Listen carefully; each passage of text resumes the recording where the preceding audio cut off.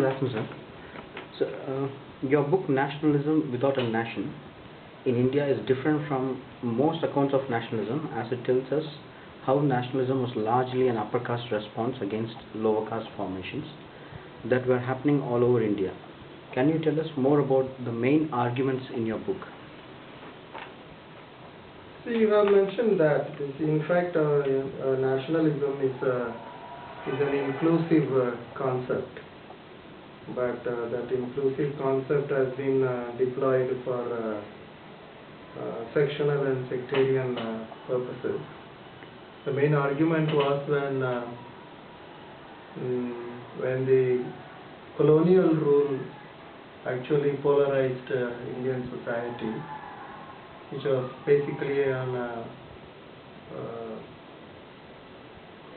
between the upper caste and the so-called lower caste groups.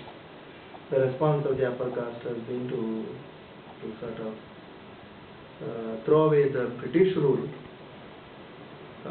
so that the processes of polarization and the somewhat marginal empowerment of the so-called lower caste could be arrested.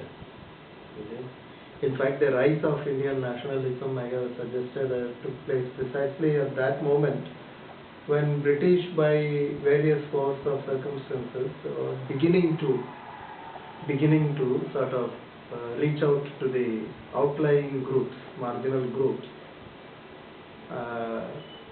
and the rise of nationalism addresses this problem, saying that our tradition is at stake and our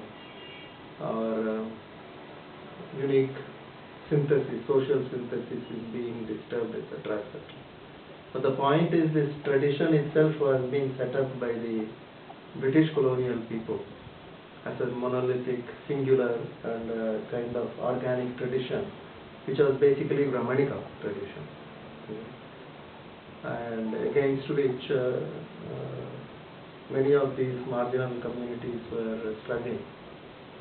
In fact, the sociological point I have been trying to make out is that nation is a new social formation of politics, justice, equality, inclusion, which are supposed to be handled by the new entity called the state, nation and the state.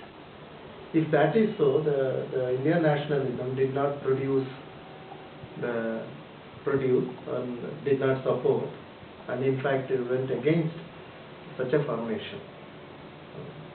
And so we are loaded up with a lot of rhetoric on nationalism, but actual social formation of a nation has been arrested and pushed behind. That is in the central argument.